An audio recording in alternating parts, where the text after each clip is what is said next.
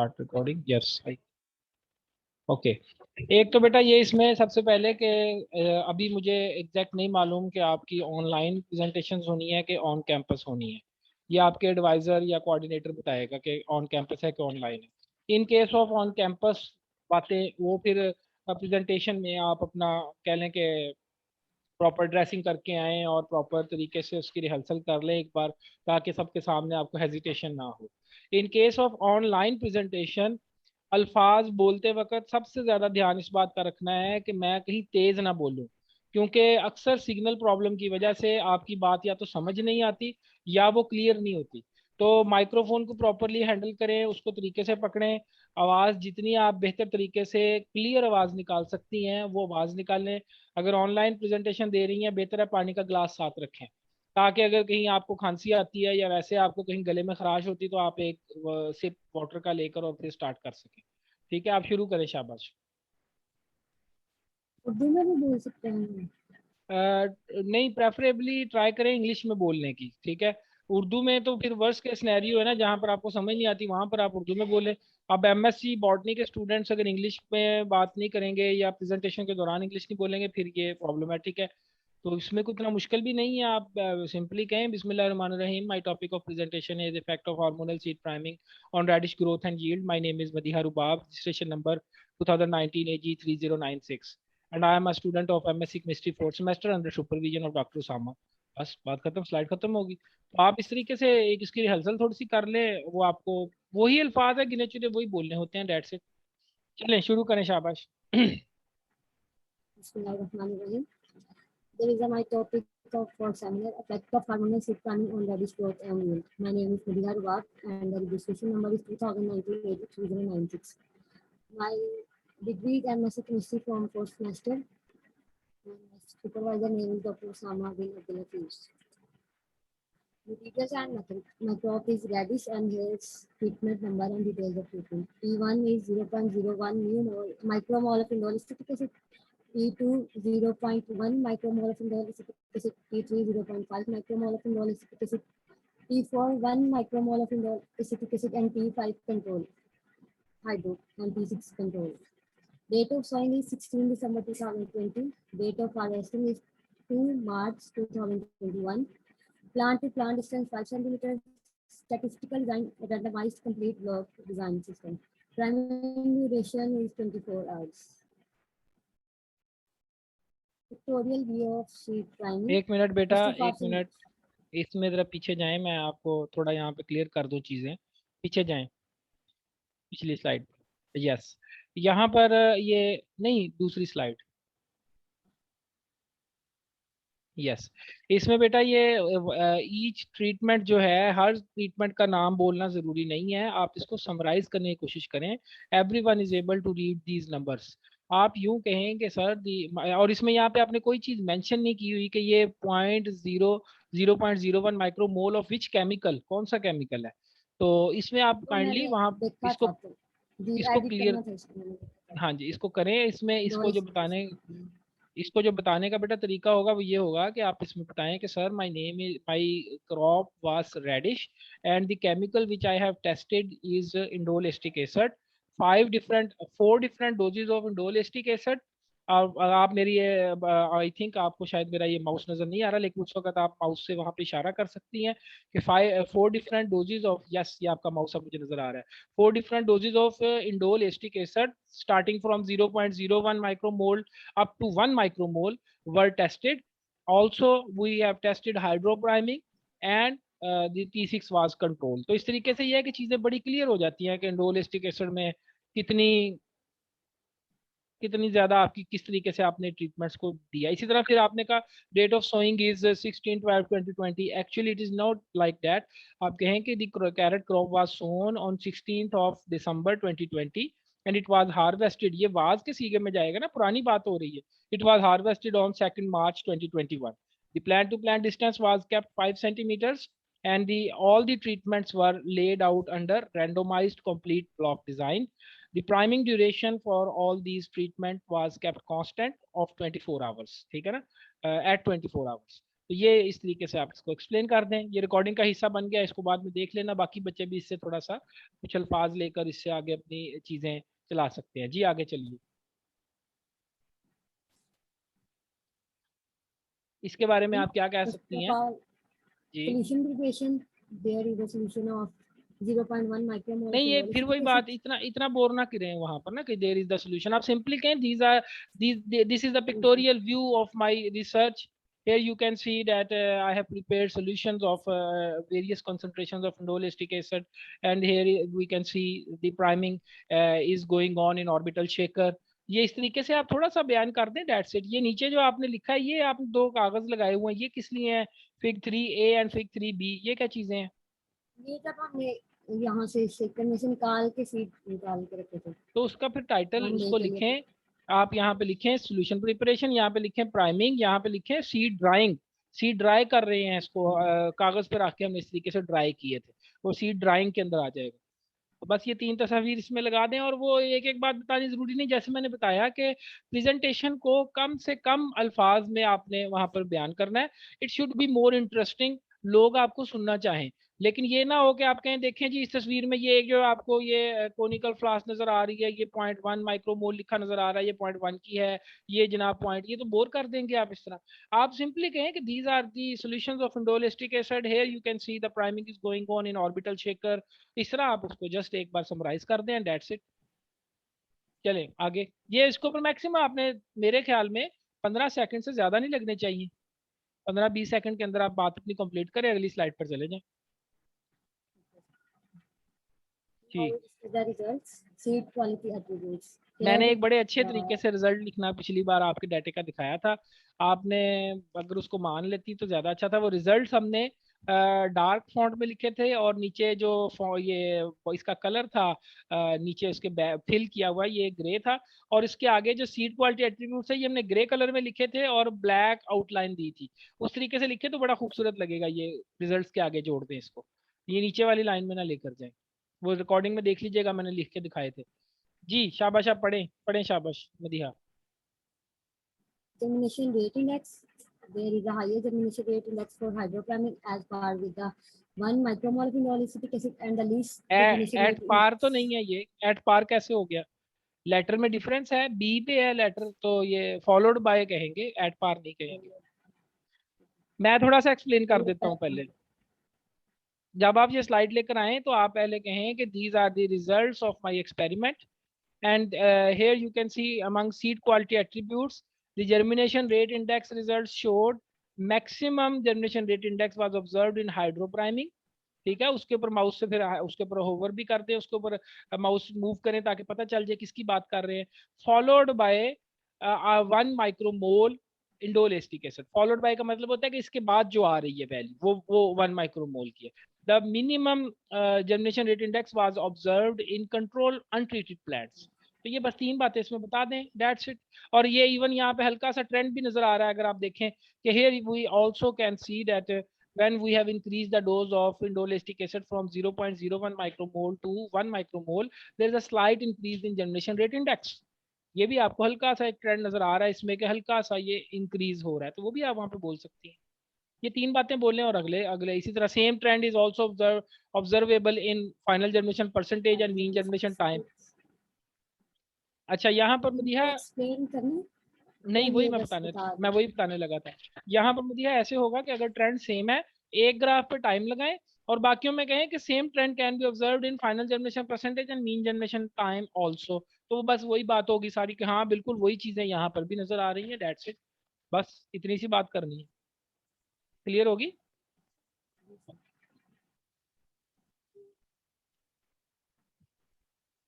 Here is the pictorial view of seedling. Seedling sir ये ऐसे ठीक है, डेट में नहीं सीडलिंग नहीं, आप इसको इसको एक तो बेटा इस वाले को पिक्टोरियल व्यू को यहाँ पे ना लगाएं, ये स्लाइड रिजल्ट से पहले लगाएं। मैंने कहा था मटेरियल्स एंड मेथड के बाद ये स्लाइड्स आएंगी।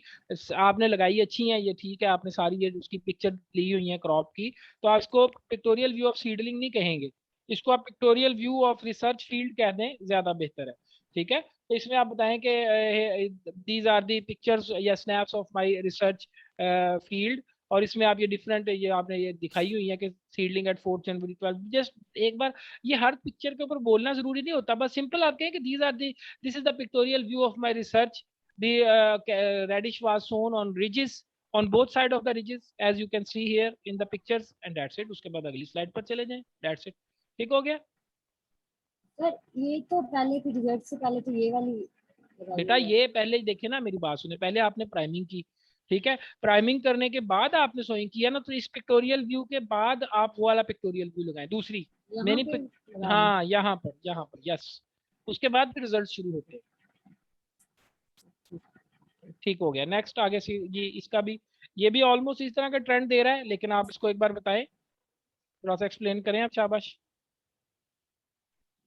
Highest trend of bigger index in hydropriming as followed by 1 micromole precipitation yes and the ठीक, least bigger index in the control as per with was the was 0.1 observed in control, yes ठीक है। in control as वो per बताने with की जरूरत नहीं है, 0.01 वो बताने की जरूरत नहीं है, उसको छोड़ दे, बस कंट्रोल का बताया, बात खत्म। ठीक है, अब नीचे जो रूट शूट रेशो है, that is very interesting.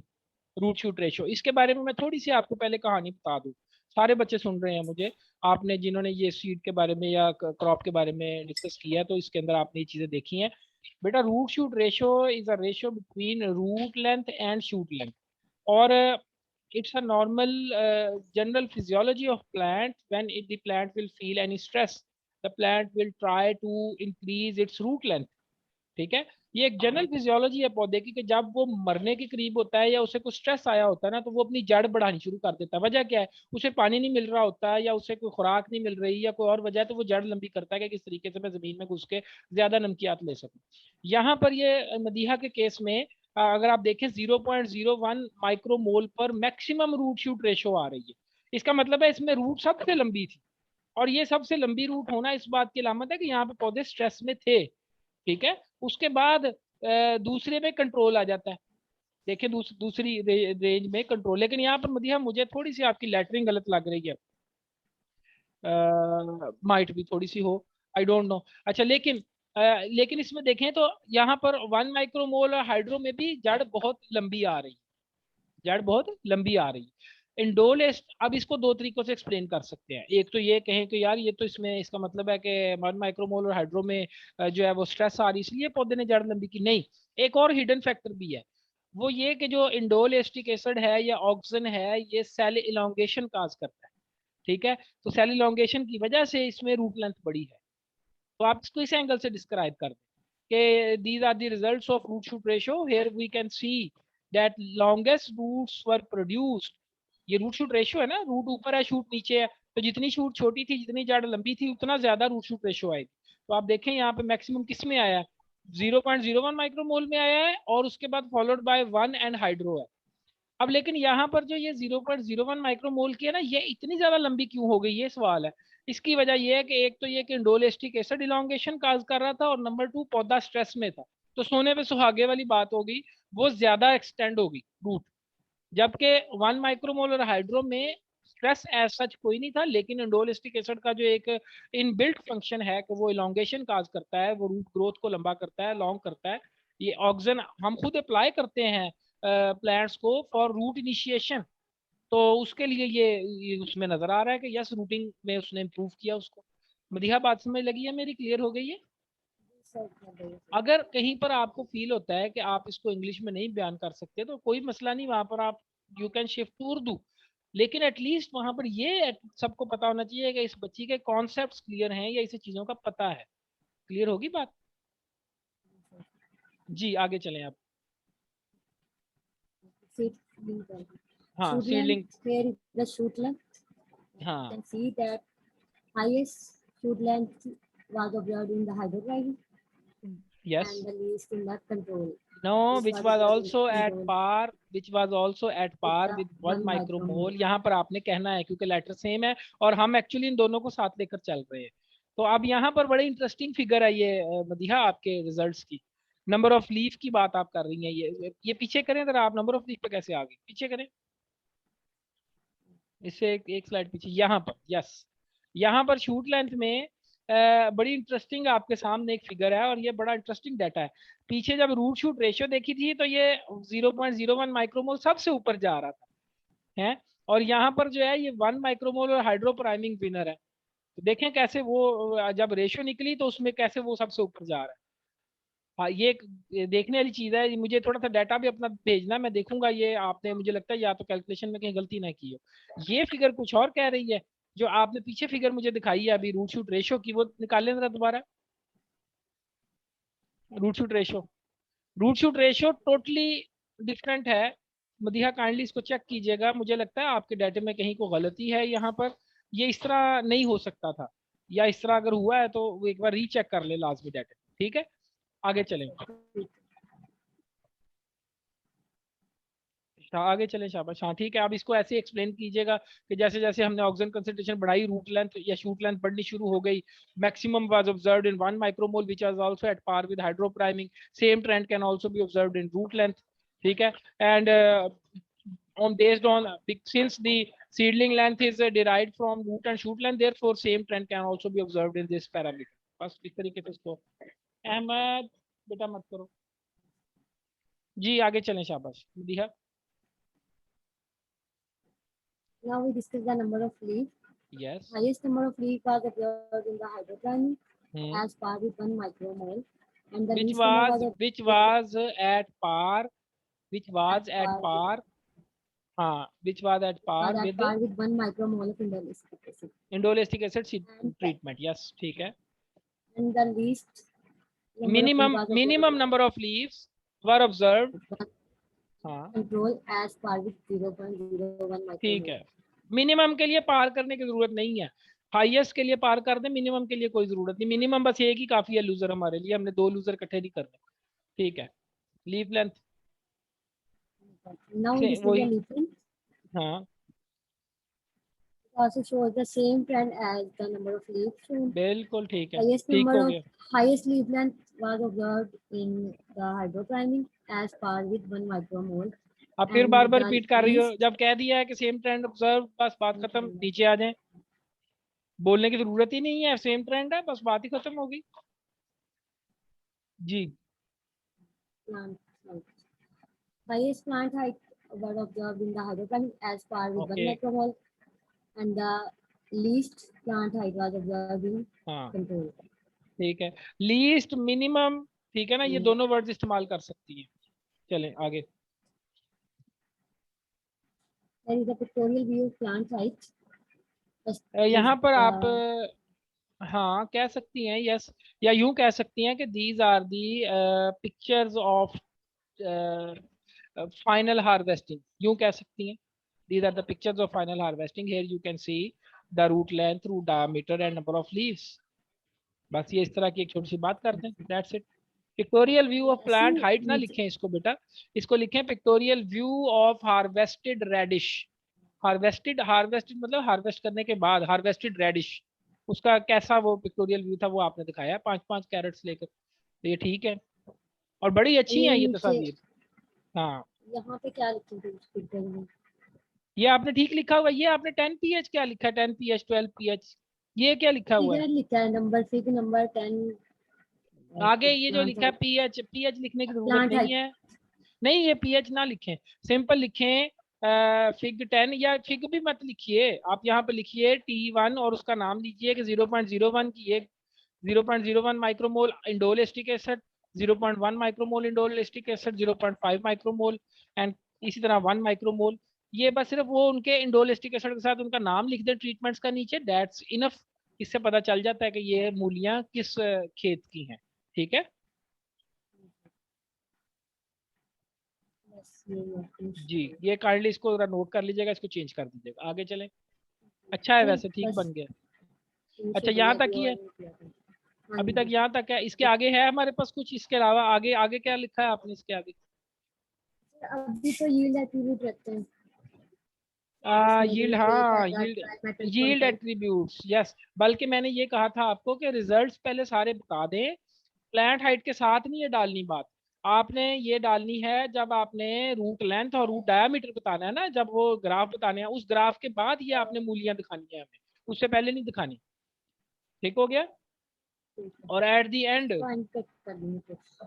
Eight the end as a conclusion, वो एक कंक्लूजन मुझे लाजमी पढ़ा देना, वो कंक्लूजन को लिख कर मैं फिर उसको सेट कर लूंगा। जी बहुत अच्छी है माशाल्लाह से, काफ़ी बेहतर है और काफ़ी चीज़ें जो हैं वो बेहतर हो गई हैं, समझ लग गई है चीज़ों की। जो करेक्शंस कही हैं वो करेक्शंस कर लें।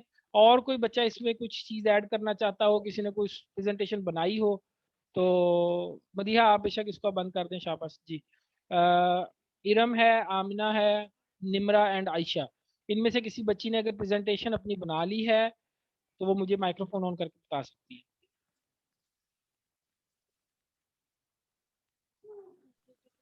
अस्सलाम वालेकुम सर। सर मैंने ना टाइटल के बारे में पूछना था, मेरा मर्ज्ड और नॉन मर्ज्ड के बारे में भी है और फॉलियर एप्लीकेशन भी है।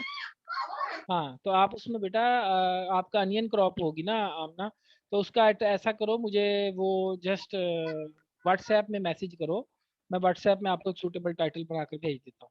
मुझे थोड़ा सा याद है, मुझे कॉपी देख लेने दे एक बार कि आपका काम वो जो फोलियर एप्लीकेशन है वो किस चीज़ की है, फिर मैं आपको उसका ठीक है बताऊँ। सर। हाँ ठीक वो है। व्हाट्सएप में काइंडली जो बच्चे हैं वो व्हाट्सएप में अपने टाइटल्स मेरे साथ फाइनल कर सकते हैं, लेकिन वो पहले आप प्रेजेंटेशन तो बना लें, प्रेजेंटेशन में टाइटल फिर मैं अगर करेक्शन भी करवानी हो मैं खुद ही कर दूंगा।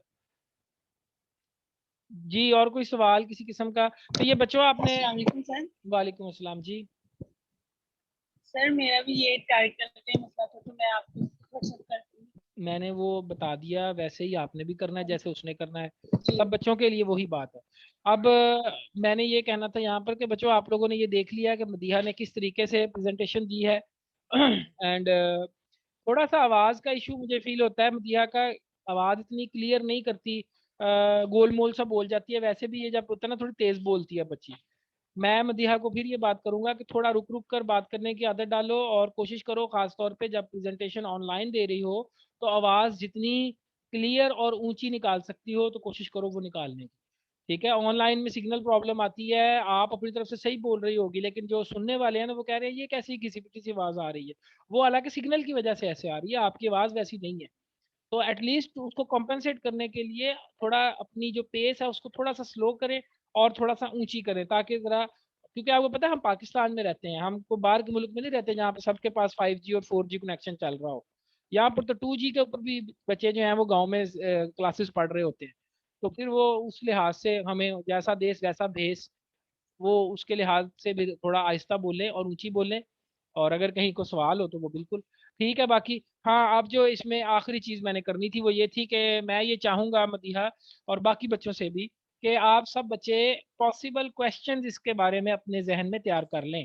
फॉर एग्जांपल राशिद वकास साहब आपसे पूछ सकते हैं कि ये ऑर्बिटल शेकर पे आपने क्यों रखे थे, ये प्राइमिंग ऑर्बिटल शेकर पे क्यों की है, या प्राइमिंग की डेफिनेशन क्या होती है। ठीक है, इंडोल एस्टिक एसिड क्या फंक्शन प्ले करता है, या ये आपने जो मूलियां लगाई हैं ये जमीन में कितनी देर के लिए लगाई है, कितने ड्यूरेशन की क्रॉप है, ये गर्मियों की फसल है कि सर्दियों की फसल है, ये समर वेजिटेबल है कि विंटर वेजिटेबल है, मूली खाने के फायदे क्या हो सकते हैं। General question regarding your crop, ये आपको एटलीस्ट बेसिक क्वेश्चंस पता होने चाहिए, खास तौर पे फॉर फ्रॉम योर रिसर्च, आपने ये काम क्यों किया है। ये पहला सवाल तो यही उठता है ना मदीहा से कि why you are doing this work.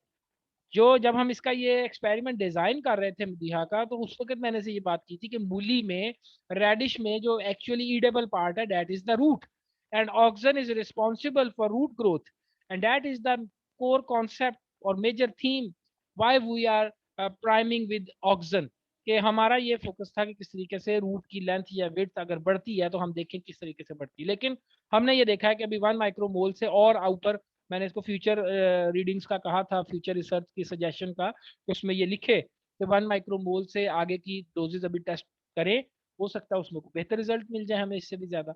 मैं करवाऊंगा इंशाल्लाह, मदीहा की रिसर्च एक बहुत अच्छी रिसर्च साबित हुई है, हम इसके आगे इसको और आगे लेकर जाएंगे, हम कोशिश करेंगे, देखेंगे कि इंडोल एस्टिक एसिड का आगे क्या इफेक्ट आता है।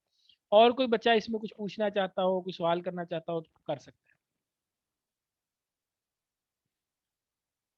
सर रिजल्ट्स में हम भी यही लिखेंगे जो आपने इसको वेजिटेटिव एट्रीब्यूट्स। जी वो आप अपने पैरामीटर्स की बेसिस पर, आपकी कौन सी क्रॉप है, सर मेरी भी रेडिश ही है। रेडिश ही है तो सेम यही पैरामीटर होंगे, यस। बल्कि आपका तो मदीहा का तो ऑलमोस्ट सिमिलर काम है, आप मदीहा की टेक्निकल रिपोर्ट से या इसके सेमिनार से बहुत हेल्प ले सकती हैं, और ये आपके लिए भी है सारी बातें। जहाँ तक सवाल है आयशा और निमरा का, ये फिनोग्रीक पर हैं, इनके पैरामीटर थोड़े से तब्दील होंगे, इन्होंने ज़्यादा पत्तों के रिलेटेड पैरामीटर लिए हैं और हार्वेस्टिंग के रिलेटेड लिए हैं। तो वो जब ये बच्चियां मुझसे अपने पैरामीटर शेयर करेंगी तो फिर इंशाल्लाह हम उसके ऊपर भी इनके ग्रुप्स बना देंगे। एक्चुअली जब आप इसमें ग्राफ डाल देंगी तो वो तो फिर बाद में भी आप ग्रुपिंग कर सकती है ना। मैं कहूँगा यार ये स्लाइड नंबर 3 और स्लाइड नंबर 5 जो है इनको इकट्ठा कर लो, 2 और 4 को इकट्ठा कर दो, वो बाद में भी हो सकता है। एटलीस्ट अभी आप अपनी स्लाइड्स बना लें, जो असल बात। Yes. और कोई बच्चा, कोई सवाल नहीं है? ठीक है, चलें फिर टाइम को ज़ाया किए बगैर हम इस मीटिंग को एंड करते हैं। और आप लोग अपनी ये सेमिनार वगैरह तैयार रखें। शाबाश। एक बच्ची है, उसकी एमन का थोड़ा सा इशू है, वो मैं देख लूँ। अगर किसी और बच्चे का भी कोई रिसर्च का इशू है तो वो फिर ग्रुप में मुझे मैसेज करे। ठीक है जी।